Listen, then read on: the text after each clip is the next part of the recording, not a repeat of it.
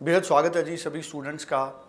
एक बार फिर हाजिर हैं, एक बेहद ख़ास टॉपिक है आज और हमारे साथ मौजूद रहेंगे मैडम वीना गोयल जी। बहुत बड़ा इनके पास एक्सपीरियंस है, ऑलमोस्ट अराउंड 26 ईयर्स का एक्सपीरियंस है स्टूडेंट्स वीज़ा का। और आज बात बड़ी इंपॉर्टेंट है न्यूजीलैंड के लिए। न्यूजीलैंड में जो सबसे बड़ी कन्फ्यूज़न रहती है स्टूडेंट्स को फ़ंड्स के बारे में। न्यूजीलैंड में फ़ंड्स, बहुत सारे स्टूडेंट्स हैं जिनके पास फ़ंड्स अवेलेबल रहते हैं, लेकिन उनको ये नहीं समझ आता कि हमको इन फ़ंड्स को कैसे यूटिलाइज़ करना है। इसके साथ साथ स्टूडेंट्स की सबसे बड़ी कन्फ्यूज़न है कि कैसे वो किस कोर्स में अपनी क्वालिफ़िकेशन के जो रेलेवेंट उनका कोर्स हो उसमें एडमिशन ले। ये तमाम इम्पॉर्टेंट इश्यूज़ हैं। ग्रीन लिस्ट का इशू न्यूजीलैंड में है, उसमें भी कन्फ्यूज़न है स्टूडेंट्स को। अभी तक ग्रीन लिस्ट बहुत जल्दी स्टूडेंट्स को समझ नहीं आ रही ग्रीन लिस्ट के कोर्सेज कौन से हैं और न्यूजीलैंड में किन कॉलेजेस में आपने एडमिशन लेनी है या यूनिवर्सिटीज़ में जो आपके लिए एक सेफ़ एजुकेशन का पैसेज है, ये समझना भी स्टूडेंट्स के लिए बड़ा ज़रूरी है। और मैडम वीना जी से आज हम सारे इम्पॉर्टेंट सवाल करेंगे। मैम, आपका स्वागत है जी। नमस्कार। Thank you ji. मैम, सबसे पहले तो मैं जानना चाहूँगा कि अभी अक्टूबर इनटेक, जनवरी इनटेक, स्टूडेंट कैसे अपनी एडमिशन प्लान करें इमीडिएट। कौन से स्टूडेंट हैं जो अक्टूबर इनटेक के लिए एडमिशन ले सकते हैं, कौन से हैं जो जनवरी या नेक्स्ट इनटेक के लिए प्लान करें अपनी एडमिशन? सुरेंद्र जी, एक तो आपने मेरे को मौका दिया अपने चैनल पे आने का, thank you so much. Thank you. Second, आपने बड़ा अच्छा क्वेश्चन किया कि न्यूजीलैंड में बच्चों को कैसे प्लान करना चाहिए। सबसे ब्यूटीफुल कंट्री है मेरे ख्याल। जो भी न्यूजीलैंड जाएगा, मतलब आप ये देखिए कि नेचर वाइज भी, क्लाइमेट वाइज भी सबसे ब्यूटीफुल कंट्री है। एक्सट्रीम कोल्ड नहीं मिलेगा आपको, गर्मी बहुत नहीं मिलेगी और बहुत सुंदर वेदर है। अब प्लान कैसे करें? आपने +2 किया या ग्रेजुएशन किया, इस पे डिपेंड करता है। +2 वाले बच्चे के लिए थोड़ा सा स्ट्रगल है, फाइनेंशियल्स अच्छे दिखाने पड़ते हैं। जो आप कह रहे थे ग्रीन लिस्ट, फाइनेंशियल्स, ये बड़े मुद्दे हैं।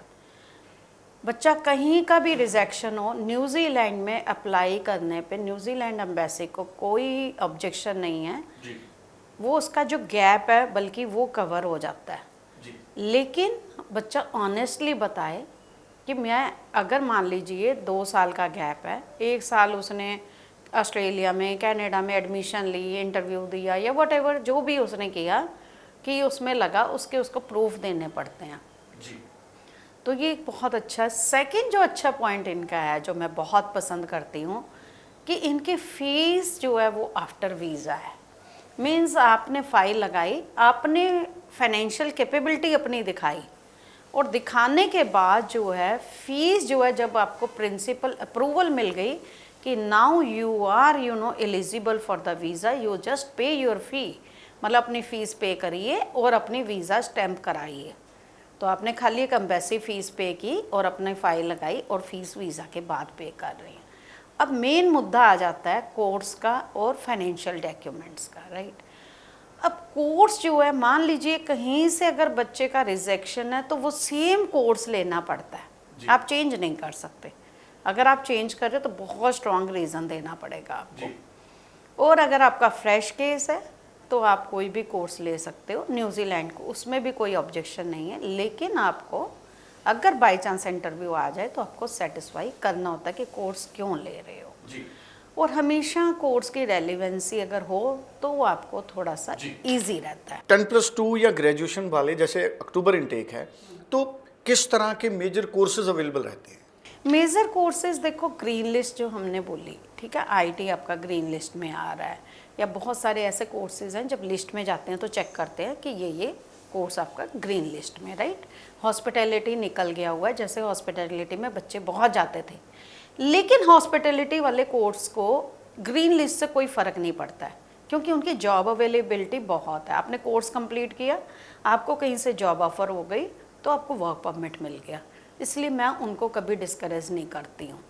आप ग्रीन लिस्ट में पोस्ट स्टडी वर्क परमिट आपको लंबा मिल रहा है, ये फ़र्क पड़ता है। लेकिन अगर वर्क परमिट आपको मिल गया तो वो आपको पीआर लेने में पूरी हेल्प करता है, तो वो एक मुद्दा हो गया। अब हम ये कहते हैं कि कोर्स कौन सा लिया आपने, तो वो हमारा शायद क्लियर हो गया कि नॉन मेडिकल वाले बच्चे ज़्यादा आईटी में जा रहे हैं, या आपके इंजीनियरिंग के बहुत सारे कोर्सेज़ हैं जो ग्रे लिस्ट में आ रहे हैं, आप उसमें जा रहे हो। आर्ट्स वाला बच्चा है वो किस में जा रहा है, आर्ट्स वाले के लिए लिमिटेड ऑप्शंस होते हैं, बिजनेस हो गया या हॉस्पिटैलिटी हो गया, इवेंट हो गया, ठीक है। मेडिकल वाला बच्चा हेल्थ साइंस में चला जाएगा, नर्सिंग में चला जाएगा, तो ये आपके कोर्स की ऑप्शंस हो जाती हैं।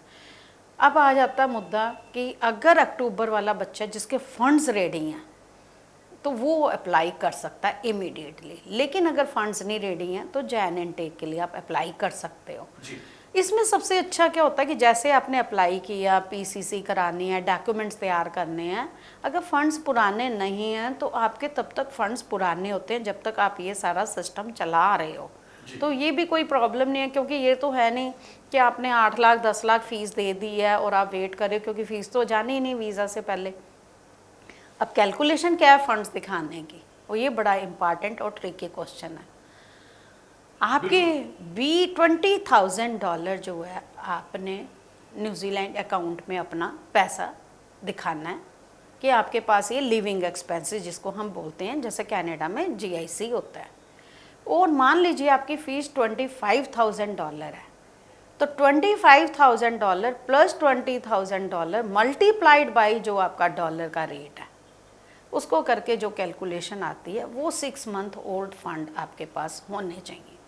अब अगर अंडर ग्रेड स्टूडेंट हो तो खाली 1 साल का नहीं, 2nd ईयर का या 3rd ईयर अगर डिग्री में जा रहे हो तो आप कैसे उसको मतलब आगे आने वाले टाइम में कैसे दोगे। तो उसके लिए वो फ्रेश फंड्स भी एक्सेप्ट कर लेते हैं, या आपकी इनकम इतनी स्ट्रॉन्ग है जिसको कि वो कंसीडर कर सकते हैं कि मान लीजिए आपकी इनकम एक पर्टिकुलर, आप मान लीजिए 20 लाख कंबाइंड ITR है जो स्पॉन्सर कर रहे हैं, और आपका खर्चा जो है एक पर्टिकुलर 1 साल का आपने कवर कर दिया, 2nd ईयर $25,000 फ़ीस है, मतलब 12-13 लाख रुपए आपकी फ़ीस है, और आपकी इनकम ज़्यादा है, तो आपकी इनकम इतनी है कि आप वो फ़ीस उनके पेरेंट्स दे सकते हैं या उनके जो स्पॉन्सर हैं वो दे सकते हैं। बिल्कुल ठीक है। ये आपका फंड्स पे हो गया। फिर आपका आ जाता है आइल्ट स्कोर। आइल्ट स्कोर का भी इंस्टीट्यूट टू इंस्टीट्यूट होता है। 6 बैंड नॉट लेस देन 5.5 आपका अंडर ग्रेड, पोस्ट ग्रेजुएशन के लिए 6.5 नॉट लेस देन 6 बैंड। अब बहुत सारी मास्टर्स हैं जो 1.25 साल की भी हैं और 1.5 साल की भी हैं, जो कि क्योंकि ज़्यादातर मास्टर 2 इयर्स की होती हैं। अब बच्चा कहता है मेरी पढ़ाई जल्दी ख़त्म हो जाए, मेरे को पोस्ट स्टडी वर्क परमिट लंबा मिल जाए, मैं अपनी फैमिली को ला सकूं, क्योंकि न्यूजीलैंड में स्पाउस जा सकता है, लेवल 9 का कोर्स हो या यूनिवर्सिटी डिग्री हो, बच्चा भी साथ जा सकता है, ये भी प्लस पॉइंट है। लेकिन उनको फंड्स थोड़े ज़्यादा दिखाने पड़ते हैं स्पाउस के और बच्चे के भी। तो मेरे ख्याल मैंने काफ़ी सारी डिटेल में बताया। अभी आपको कोई जी मैम, लोन कितना सेफ है? बहुत सारे लोग आजकल चाहते हैं कि हम स्टडी लोन लें।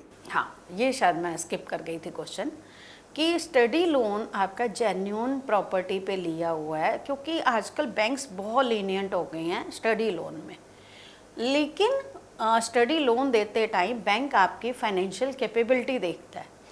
अगर आपके पेरेंट्स गवर्नमेंट जॉब में हैं या कोई भी रिलेटिव आपका गवर्नमेंट जॉब में है, आपको बहुत इजीली लोन मिलता है।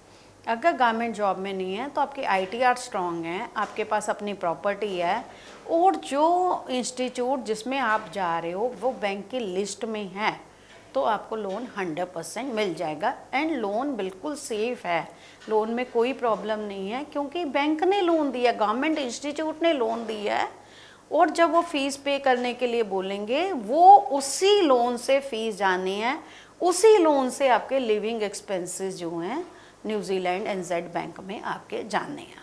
अच्छा, जो बैंक लोन कोई स्टूडेंट लेता है, क्या तब भी उसको 5-6 महीने फंड्स होल्ड करने की जरूरत? नहीं जी, बैंक लोन मीन्स आज लेके कल फाइल लगा सकते हो।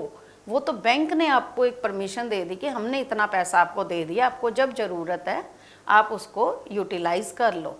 तो बैंक लोन कभी भी पुराने वाला चक्कर नहीं होता, क्योंकि उन्होंने सैंक्शन किया है और वो गवर्नमेंट इंस्टीट्यूट है, तो इसका पुराने वाला कोई क्वेश्चन नहीं होता। बिल्कुल ठीक है। सो बैंक लोन बहुत सारे स्टूडेंट्स के लिए ये एक बड़ा सवाल रहता था कि क्या बैंक लोन से हम न्यूजीलैंड अप्लाई कर सकते हैं। तो बैंक लोन से न्यूजीलैंड अप्लाई करना अच्छा भी है और सेफ भी है। और जैसे ही मैम स्टूडेंट हमारे चले जाते हैं, जैसे अक्टूबर इनटेक के लिए हैं, अक्टूबर इनटेक का प्रोसेस अगर अभी शुरू करते हैं तो अप्रॉक्सीमेटली कितनी देर में सारे डॉक्यूमेंट्स फाइल स्टूडेंट की सबमिट हो जाती है, अगर हम बैंक लोन स्टूडेंट साथ में कराता है तो? देखो, बैंक लोन बच्चा कितनी फास्ट करा सकता है वो उनकी कैपेबिलिटी है।